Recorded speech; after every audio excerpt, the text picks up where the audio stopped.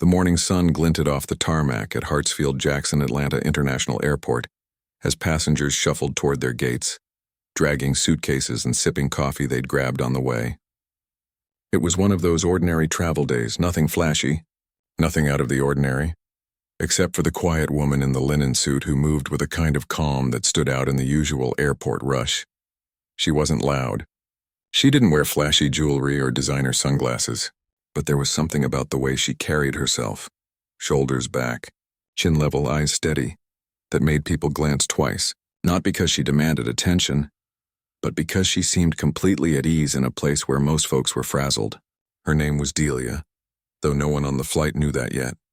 She'd flown plenty of times before, business trips back in the day, family visits more recently, and she knew the routine by heart.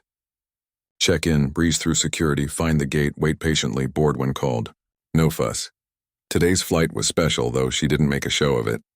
She was heading to Seattle to see her son, the one who'd just been promoted to captain on this very airline. He'd called her the night before, voice warm with pride, and said, "Mom, I want you up front with me this time. Let me treat you right."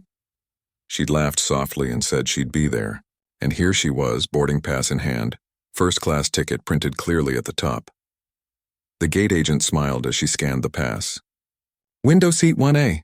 You'll have a great view today, ma'am." "Thank you," Delia replied, her voice smooth like worn-in leather. She stepped onto the jet bridge, heels clicking softly against the metal floor. Inside the cabin, the air smelled faintly of coffee and cleaning spray. Flight attendants moved with practiced ease, stowing last-minute items, greeting passengers, offering smiles that felt genuine, not rehearsed. Delia nodded politely as she passed them and made her way to the front. The first-class section was nearly full, mostly business travelers in pressed shirts and quiet professionals with laptops already open. She slid into 1A, set her small carry-on under the seat, and gently placed her handbag in the overhead bin. Then she buckled up, adjusted her scarf, and looked out the window at the rows of planes waiting their turn. A few rows behind, a man watched her. He'd been grumbling since he got to the gate. His name didn't matter much. What mattered was his mood, which had soured the moment he learned his upgrade request had been denied. He'd paid extra for priority boarding, but somehow he'd still ended up in a middle seat in economy. Now as he waited to board, he saw someone, her, walking calmly into first class like she belonged there. And something about that didn't sit right with him. He wasn't sure why. Maybe it was the frustration boiling over. Maybe it was something deeper, something he wouldn't admit even to himself. But as he finally stepped onto the plane and saw her already settled in 1A, his jaw tightened. He found his own seat, cramped between two strangers, and tried to ignore the simmering irritation. But every time he glanced forward, there she was. Not flashy, not loud, just there. In a seat he felt he deserved more than she did. The cabin filled quickly. A businessman tapped away on his phone. A couple whispered about their vacation plans. A flight attendant offered bottled water with a cheerful, "Good morning." The usual pre-flight hum settled in, seatbelts clicking, overhead bins snapping shut, the low murmur of conversation. Delia stayed quiet. She pulled a book from her bag, something with a worn cover and dog-eared pages, and opened it near the beginning. She wasn't reading to impress anyone. She was just passing time the way she always had. But the man in economy couldn't let it go. He kept replaying the moment he saw her walk in, the way the gate agent had smiled, the way the flight attendant had greeted her like she was someone important. He told himself it wasn't about her skin color. It was about fairness, about rules. People shouldn't just waltz into first class if they didn't pay for it, he muttered to the guy next to him, who just nodded politely and put on his headphones. As the flight attendants made their final walkthroughs, double-checking seats and bins, the man stood up suddenly. "Excuse me," he said, voice louder than necessary. He walked toward the front, his steps heavy with purpose. Delia looked up as his shadow fell across her page. "Ma'am," he said, arms crossed, "are you sure you're in the right section? Sometimes folks get mixed up during boarding." She blinked once, then closed her book slowly. Her eyes met his, not with anger, not with fear, but with a calm so steady it almost unnerved him. "My ticket says 1A, she said simply. "First class," he shifted his weight. "Yeah, well, mistakes happen. I've seen it before. Maybe you should double-check with the crew. A nearby passenger glanced over. Another paused mid-sip of coffee. The tension was subtle at first, like a ripple in still water, but it was there. Delia didn't raise her voice. She didn't flinch. She just reached into her bag, pulled out her boarding pass, and held it out. Here, you can see for yourself. He didn't take it. Instead, he leaned in slightly, voice dropping but still sharp. Look, I'm just saying it doesn't look right. You don't seem like first-class material. The words hung in the air like smoke. Before she could respond, a flight attendant appeared beside them. Everything okay here? She asked, her tone professional but firm. She's in the wrong seat, the man said quickly. I'm just trying to help. The attendant glanced at Delia, then at the seat number, then at her own tablet. Ma'am is confirmed in 1A. Full fare paid in advance. No issue here. The man's face flushed. But in no buts, the attendant said gently but clearly. Please return to your seat. We're about to close the doors. He hesitated, jaw working. Then with a stiff nod, he turned and walked back, muttering under his breath. Delia exhaled softly and reopened her book. But her hands weren't quite as steady now. She'd faced this kind of thing before, back in the days when people were less careful with their words, but she'd hoped those days were behind her. Still, she wouldn't let it ruin her trip. Not today. Not when she was flying to see her son, the boy she'd raised to believe in kindness, hard work, and doing the right thing, even when no one was watching. Outside, the plane began to taxi. The engines hummed to life, a familiar vibration that usually brought her comfort. Today it felt heavier. She looked out the window again, watching the terminal shrink behind them. In a few hours, she'd be in Seattle. Her son would be waiting at the gate, probably in uniform, probably grinning that same proud grin he'd had since he was a kid. And none of this, the doubt, the suspicion, the ugly whisper of someone who thought he knew her worth just by looking, would matter. But for now, as the plane lifted off the ground and climbed into the sky, she sat quietly holding her book, letting the clouds swallow the noise below. She didn't need to prove anything to anyone. She'd already earned her seat, many times over. The plane leveled off at cruising altitude, and the seatbelt sign clicked off with a soft chime. Outside, the sky stretched endlessly, blue, calm, indifferent to what was unfolding inside the cabin.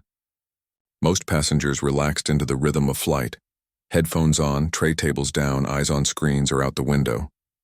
But not everyone. Back in economy, the man who'd confronted Delia couldn't shake the itch in his chest. He told himself he was just looking out for fairness. After all, first class wasn't supposed to be a free-for-all. You paid for it or you didn't belong. And something about the way she'd looked at him, so calm and unshaken, made him feel like he was the one being judged. That stung more than he cared to admit. He shifted in his cramped seat, knees pressed against the tray table in front of him. The guy beside him was snoring softly, and the woman across the aisle had buried herself in a magazine. No one seemed to notice him, but he couldn't stop thinking about her sitting up front like she owned the place. He replayed their exchange in his head, twisting it until it sounded less like an accusation and more like a reasonable question. I was just trying to help, he muttered under his breath. But the truth was he hadn't felt helpful. He'd felt uneasy, and that unease had turned into something sharper. Resentment. Up in first class, Delia sipped warm tea from a porcelain cup the flight attendant had brought her. She wasn't pretending to read anymore. Her book lay closed in her lap. She watched the clouds drift past, her mind quiet but alert. She knew the man hadn't been fooled by the boarding pass. He hadn't really cared about the ticket. What he'd questioned was her right to be there, her worth, her dignity, her place in that space. She'd seen that look before, decades ago, when people still said things out loud. Now they wrapped it in polite words, but the sting was the same. She took a slow breath and reminded herself why she was on this flight. Not for him. Not for anyone's approval. She was flying to see her son, the boy who'd grown up watching her work double shifts, stitch torn clothes by lamplight, and still find time to read him bedtime stories. He'd watched her face close doors and keep walking. And now? Now he wore wings on his uniform and flew. These very skies with a quiet confidence that made her heart swell. She wouldn't let one bitter man steal this moment from her. But fate, or maybe just human stubbornness, had other plans. About 20 minutes into the flight, the man unbuckled his seatbelt again. This time he didn't mutter or hesitate. He stood, smoothed his shirt, and walked toward the front with purpose. A few passengers glanced up, sensing something was off. One woman pulled out her phone, not to record, just to have it ready like a shield. He stopped at the curtain that separated first class from the rest of the plane. The flight attendant, a woman with kind eyes and a no-nonsense posture, stepped forward. "Sir, can I help you?" "I just want to speak to that passenger again," he said, nodding toward Delia. "There's been a mistake." "There hasn't been a mistake," the attendant replied evenly. "She's confirmed in that seat. Please return to yours." He ignored her and took another step forward. "Ma'am," he said, voice louder now, aimed directly at Delia. "I don't mean to cause trouble, but honestly, do you even know how much a first-class ticket costs? People work hard for that. It's not something you just slip into." Delia looked up. Her expression hadn't changed, still calm, still steady, but her eyes held something new now. Quiet disappointment. "I paid for my seat," she said clearly so everyone nearby could hear. "Just like you paid for yours, but you don't look like someone who—" He stopped himself, but the sentence hung in the air like smoke. A man in 2C leaned forward. "Hey man, leave her alone," another voice from the row behind. "Yeah, seriously. Sit down." The flight attendant placed a firm hand on his arm. "Sir, you're making other passengers uncomfortable. If you don't return to your seat, I'll have to ask the captain to intervene." That gave him pause. He glanced toward the cockpit door, then back at Delia. His face tightened. "Fine," he snapped. "But this isn't right." He turned and walked back, but this time the silence that followed wasn't neutral. It was heavy, judgmental. People avoided looking at him. A few shook their heads. One young woman whispered to her friend, "Can you believe that?" Delia closed her eyes for a moment. She wasn't angry. Anger took too much energy, and she'd spent a lifetime learning how to protect her peace. But she felt the weight of what had just happened, the public doubt, the implication that she didn't belong. It wasn't new, but it never got easier. Then a soft voice beside her. "Are you okay, ma'am?" She opened her eyes. It was the flight attendant, crouching slightly so they were at eye level. Her name tag read, Tanya, and her expression was full of genuine concern. "I'm fine," Delia said, offering a small smile. "Just tired of explaining myself." Tanya nodded slowly. "You shouldn't have to." She hesitated, then added, "For what it's worth. I saw the way you handled that.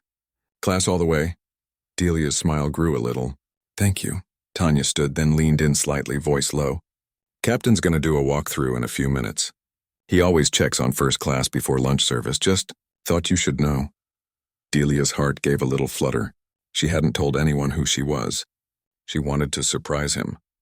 But now, with all this tension in the air, she wondered if she should say something. Then again, maybe it was better this way. Minutes passed. The cabin settled back into its rhythm, though the mood had shifted. People spoke in lower voices. Glances toward the back were quick and disapproving. Even the flight crew moved with a little more alertness, watching the man like they expected another outburst. Then, the cockpit door opened. Footsteps approached, measured, confident. Delia didn't look up right away. She kept her eyes on her book, but her fingers stilled on the page. "Everything all right up here?" A warm, familiar voice asked. She finally looked up, and there he was, her son. In full uniform, cap tucked under his arm, eyes bright with that same kindness she'd seen since he was a toddler. He scanned the cabin.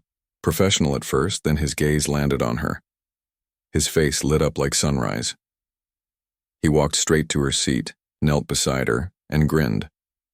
"Hey, Mom, you all set?" The word Mom echoed through the quiet cabin like a struck bell. Every head turned. The man in economy froze mid-sip of his soda. His eyes widened. His hand trembled just enough to spill a few drops on his pants. He stared, mouth slightly open, as the truth crashed over him. The woman he'd accused of not belonging was the captain's mother. Delia reached out and touched her son's cheek, her eyes glistening. "Just fine, sweetheart." He chuckled softly, then stood, still smiling, but his expression shifted as he took in the atmosphere. He'd felt it the moment he stepped out, tension like static in the air. His eyes swept the cabin, landing on the flight attendant, who gave him a subtle nod toward the back. He didn't say anything. Didn't need to. His presence alone said everything. As he walked back toward the cockpit, passengers exchanged glances. Some smiled. Others shook their heads in disbelief. The man in economy sank lower in his seat, face burning, eyes fixed on his tray table like it might swallow him whole. Delia leaned back, finally letting out the breath she'd been holding. The clouds outside looked softer now, lighter, and for the first time since boarding, she felt like she could truly enjoy the flight. The cabin stayed quiet for a long moment after the captain disappeared back into the cockpit. Not the kind of silence that feels empty, but the kind that's full of unspoken thoughts, like everyone's mind is racing in the same direction. A few passengers exchanged glances. Someone let out a soft, almost disbelieving laugh. The flight attendant, Tanya, adjusted a napkin on a tray with a small, knowing smile, like she'd just watched justice unfold without a single raised voice. Up front, Delia finally let herself relax. Her shoulders dropped an inch. The tightness in her chest eased. She hadn't planned for any of this, certainly not a confrontation and definitely not a public reveal. But now that it had happened, there was a strange kind of relief in it. No more pretending. No more explaining. She was exactly who she said she was, a woman who belonged wherever she chose to sit, especially when her own son was flying the plane. Back in economy, the man who'd caused the scene sat frozen. His soda can sat forgotten, condensation pooling on his tray table. He kept replaying those two words in his head, "Hey, Mom," over and over, like a record stuck on a scratch. Each time the shame hit harder. He hadn't just been rude. He'd been wrong in the worst possible way, loudly, publicly, and to the mother of the person in charge of all their lives at that very moment. He glanced toward the front again, half hoping no one was looking at him, but a woman across the aisle quickly turned her head. Another passenger subtly shifted away. He felt invisible and exposed at the same time, a strange, sinking feeling that made his stomach twist. Meanwhile, the flight crew moved with quiet efficiency. Lunch service began in first class. Warm towels, cloth napkins, the gentle clink of cutlery. Delia accepted a plate of roasted chicken and seasonal vegetables with a quiet "thank you." She wasn't particularly hungry, but eating gave her something to do while the cabin processed what had just happened. A few rows behind, a young couple whispered to each other. "Did you see his face?" the woman asked, barely containing a grin. "Priceless," her partner replied. "Serves him right." They weren't gloating, just relieved that decency had won even in such a small way. The man in economy kept his eyes down. He didn't touch his meal when it finally arrived. He just stared at the plastic-wrapped sandwich like it held answers he didn't deserve. Up front, Delia took a slow bite, then looked out the window. The sun had shifted, casting golden light across the wing. She thought about her son as a boy, how he used to build paper airplanes and launch them from their porch, how he'd always say, "One day, Mama, I'm gonna fly real ones." She'd believed him even when others laughed, even when money was tight and dreams felt like luxuries. She'd worked nights cleaning offices so he could focus on school. She'd saved every spare dollar for his flight lessons. And now here he was, not just a pilot but a captain. And he still called her Mom like it was the most important title in the world. Her eyes grew a little misty, but she blinked it away. She wouldn't cry, not here. But she let herself feel proud, deeply, quietly proud. Then, the cockpit door opened again. This time, her son didn't just step out. He walked the full length of first class, checking on passengers with the kind of calm authority that comes from years of training and natural grace. He asked a businessman how his flight was going. He smiled at an elderly couple celebrating their anniversary. And when he reached his mother's seat, he paused. "Everything okay with your meal?" he asked, voice low enough that only she could hear. She nodded. "Perfect." He leaned in slightly. "I heard what happened." She didn't answer right away. Then she said, "It's over now." He studied her face, the lines around her eyes, the quiet strength in her posture. "You didn't have to handle it alone," he said gently. "I know," she replied. "But I wanted to." He smiled, understanding. Then with a small nod he moved on, but not before giving her hand a quick, reassuring squeeze under the table. It was brief, almost invisible to others, but it said everything. "I've got you. Always." As he returned to the cockpit, the mood in the cabin continued to shift. The tension didn't vanish, it never does, not completely, but it softened like rough edges sanded down. People started talking again, laughing softly, flipping through magazines. The flight felt like it could breathe, but not everyone was at ease. In economy, the man finally gathered the courage to look up. He saw the flight attendant walking down the aisle, collecting trash. When she reached his row, she paused. Not long, just a beat, but long enough for him to feel seen. Not judged exactly, just noticed. He cleared his throat. "Can I talk to the captain?" he asked, voice barely above a whisper. The attendant raised an eyebrow. "About what?" "I need to apologize," he said, the words thick in his throat. "Properly." She studied him for a moment. Then she nodded. "I'll let him know. But don't expect a personal audience. He's flying the plane."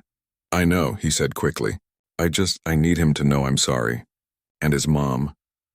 The attendant gave a small professional nod and moved on. A few minutes later, as she passed through the galley, she tapped lightly on the cockpit door. When it opened a crack, she leaned in and spoke quietly. The captain listened, expression unreadable. Then he nodded once. "Tell him to write it down. Give it to you before we land." She returned to the cabin and found the man still sitting there, looking like he hadn't moved. He said, "If you mean it, write it down. Give it to me before we land. I'll make sure they get it." The man swallowed hard. Then he pulled a crumpled airline napkin from his pocket and a pen from his jacket. His hand shook a little as he wrote. Not an excuse, not a justification, just 3 simple lines. "I was wrong. I'm sorry. Please forgive me." He folded the napkin carefully and handed it to the attendant when she came by again. She took it without a word and tucked it into her apron pocket. Up front, Delia sipped her tea, unaware of the note. She didn't need an apology to feel whole, but if it helped someone grow, even a little, then maybe the whole ugly moment had some purpose after all. Outside, the plane banked slightly, turning northwest toward Seattle. The clouds thinned, revealing patches of green earth far below. The flight was smooth, safe, on course, and for the first time since boarding, everyone, except one man wrestling with his pride, felt like they could finally relax. The rest of the flight settled into a strange kind of quiet, not the peaceful kind, but the kind that follows a storm. Everyone was still processing what had happened, like the air itself had changed. In first class, conversation stayed low and polite. A businessman scrolled through emails but kept glancing toward Delia with something like respect in his eyes. An older woman across the aisle offered her a warm smile every time their eyes met, as if to say, "We see you. We've got your back." Delia didn't seek attention. She finished her meal slowly, folded her napkin neatly, and returned to her book. But this time she actually read. The words grounded her, pulled her away from the weight of the earlier confrontation. Still, she could feel the shift in the cabin. It wasn't just about her anymore. It was about how people choose to treat each other when no one's watching, and what happens when they're caught doing the wrong thing in front of everyone. Back in economy, the man who'd caused the scene sat like a statue. He didn't touch his untouched sandwich. He didn't look up when the drink cart rolled by again. He just stared at his hands folded tightly in his lap as if trying to hold himself together. The shame hadn't faded, it had deepened. Every time he heard a laugh or a cheerful voice from the front of the plane, it felt like a quiet reminder of how far off base he'd been. He kept replaying the captain's face, the calm, steady look, the way he'd knelt beside his mother like she was the most important person on the plane, not because of her seat, not because of her clothes, but because she was his mom. And that simple truth had unraveled everything the man thought he knew. He'd spent the last hour wrestling with himself. Part of him wanted to pretend it never happened, to get off the plane, disappear into the crowd, and never think about it again. But another part, the part that still had a conscience, knew that wouldn't be enough. He'd made a mistake, and it wasn't just about being wrong. It was about hurting someone even if he hadn't meant to. And that kind of thing sticks to your soul if you don't face it. So he waited, watched the flight attendants move through the cabin, watched passengers stretch, chat, doze off, watched the clouds drift past the window like nothing had happened. But everything had up front. Delia closed her book again. She wasn't tired, but she felt a deep kind of weariness, not from the flight, but from carrying the weight of other people's assumptions her whole life. She thought about all the times she'd been followed in stores, questioned at hotels, told she didn't look like she belonged. She'd learned to armor herself with grace, to answer rudeness with dignity, because losing her temper never changed minds. It only confirmed their worst ideas about her. But today had been different. Not because she'd been defended, though that helped, but because the truth had spoken for itself. No shouting, no drama, just a son calling his mother by name, and the world rearranging itself around that simple act of love. She glanced toward the cockpit. She wondered if he was thinking about her right now, up there among the dials and screens, guiding hundreds of lives through the sky. She hoped he wasn't upset. She hoped he knew she was okay. As if on cue, the captain's voice came over the intercom, calm, clear, familiar. "Ladies and gentlemen, this is your captain speaking. We're beginning our descent into Seattle. Weather on the ground is partly cloudy, temperature around 62 degrees. We expect to be at the gate in about 30 minutes. Thank you for flying with us today." His voice was professional, but Delia heard the warmth underneath, the same tone he used when he called her on Sundays just to check in. She smiled to herself. In economy, the man flinched slightly at the sound. He recognized the voice now, of course. It was impossible not to. And hearing it, so steady, so in control, made his stomach twist again. This wasn't just some random pilot. This was a man who'd earned his place through skill, discipline, and years of hard work. And his mother. She'd raised him. She'd believed in him when no one else did. And she'd paid for her seat fair and square. He pulled out his phone not to scroll but to open a notes app. He started typing, then deleted it. Tried again. He wanted to say more than sorry. He wanted to say he understood now, that he saw how wrong he'd been, not just in action but in heart. But words felt cheap after what he'd done. So he kept it simple. "I misjudged you. I'm working on being better." He didn't send it. He just saved it. Maybe he'd never show it to anyone. But writing it down felt like a start. The plane began its slow descent.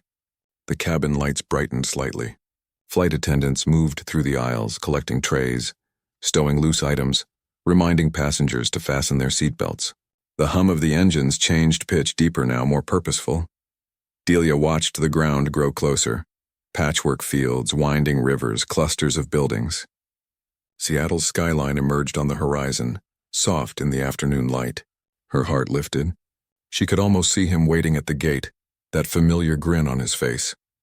Back in economy, the man finally gathered his things.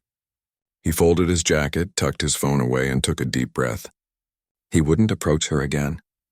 He wouldn't make a scene. But when the plane taxied to the gate and the seatbelt sign turned off, he waited until nearly everyone had deplaned. Then, as he passed the front of the cabin, he paused for just a second, long enough to meet Delia's eyes.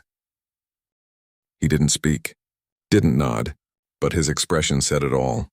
Regret, humility, a silent plea for forgiveness. Delia looked at him, not with anger, not with pity, but with a quiet understanding that surprised even her. She gave the tiniest nod in return. Not absolution exactly, but acknowledgement. "I see you trying." He turned and walked down the jet bridge, shoulders a little less stiff than before, and as Delia gathered her bag, smoothed her scarf and stood to leave, she felt something unexpected. Peace, not because he'd apologized, but because she hadn't needed him to. She'd held her ground without losing her grace, and that, more than anything, was its own kind of victory. Outside the plane, the Seattle air was cool and fresh. Somewhere ahead, her son was waiting, and for the first time in a long while, the world felt exactly as it should be. The jet bridge felt longer than usual as Delia stepped off the plane, her heels clicking softly against the metal floor. The cool Seattle air greeted her the moment she passed through the doorway, crisp, clean, carrying the faint scent of rain and pine. She took a slow breath, letting it fill her lungs as if washing away the last traces of tension from the flight. Behind her, passengers streamed out in quiet clusters, some rushing to make connections, others stretching after hours in the air. But Delia moved at her own pace. She wasn't in a hurry anymore. At the end of the corridor, just past the gate podium, stood her son, still in uniform, cap in hand, eyes scanning the crowd until they landed on her. The moment he saw her, his face broke into that same wide, boyish grin he'd worn since he was 5, the one that always made her heart skip a beat. He didn't wave or call out. He just stood there waiting, like he'd been doing it his whole life. She quickened her step just slightly.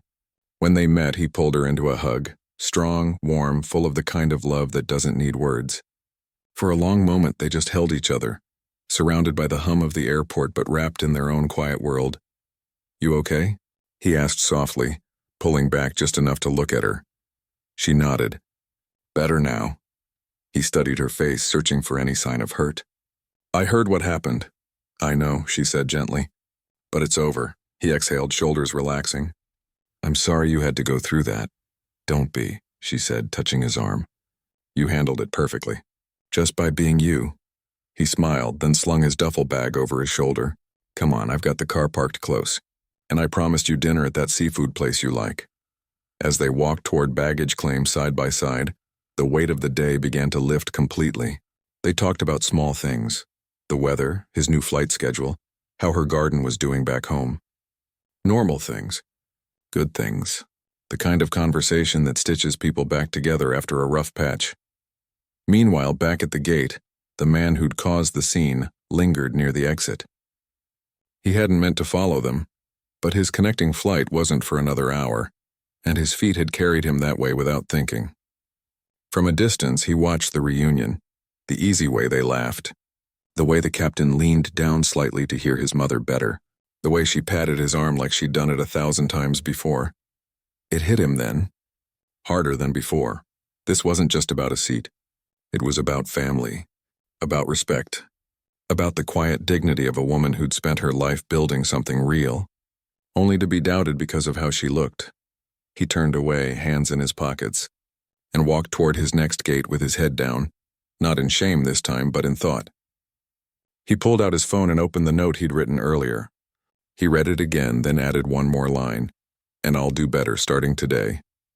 He didn't post it online, didn't send it to anyone. He just saved it like a promise to himself. A few days later, a short video began circulating, not on major platforms, but in quiet corners of the internet. It wasn't dramatic. No shouting, no confrontation. Just shaky phone footage from a passenger in 3B. A man approaching a woman in first class, speaking sharply, then the captain stepping out, kneeling beside her, saying, "Hey, Mom, you all set?" The clip ended there. No commentary, no captions, just truth, plain and simple. People shared it not for gossip, but because it reminded them of something important. That kindness matters. That assumptions can wound, and that sometimes the most powerful moments happen without fanfare. Comments poured in. Not angry, not divisive, but thoughtful. This made me check myself. My grandma looks just like her. I hope she's always treated with respect. We all mess up. What matters is what we do after. The airline never released a statement. There was no investigation, no public apology. But quietly, the man's frequent flyer account was flagged for disruptive behavior, and his next upgrade request was denied. Not as punishment, just as a reminder that privilege isn't automatic. It's earned through how you treat people. Back in Seattle, Delia stayed with her son for 3 days. They walked along the waterfront, visited the market, sat on his tiny balcony drinking tea as rain tapped softly on the roof. They didn't talk about the flight again, not because it was forgotten, but because it didn't define them. It was just one moment in a lifetime of harder, quieter battles she'd already won, on her last night. As they sat watching the city lights flicker to life, he turned to her and said, "You know, I've flown thousands of hours, but today was the first time I was truly proud to be your son, while I was in uniform." She reached over and squeezed his hand. "And I've been proud of you every single day, uniform or not." When she flew home a few days later, she booked first class again. Not to prove a point, just because she deserved it. And this time, as she settled into her seat, the flight attendant smiled and said, "Welcome back, ma'am. Captain said to tell you he hopes you have smooth skies." Delia smiled. "Tell him I always do, especially when he's watching over them." The story didn't end with a grand lesson or a viral headline. It ended the way real life often does, quietly, with people choosing to be better, to listen, to see each other clearly. The man on the plane? He never became a hero, but he did start noticing more. The way he spoke to cashiers, the assumptions he made about strangers, the space he took up in the world. And that, in its own way, was enough. As for Delia, she went back to her garden, her books, her Sunday calls with her son. She didn't need the world to applaud her. She'd spent a lifetime knowing her worth without permission.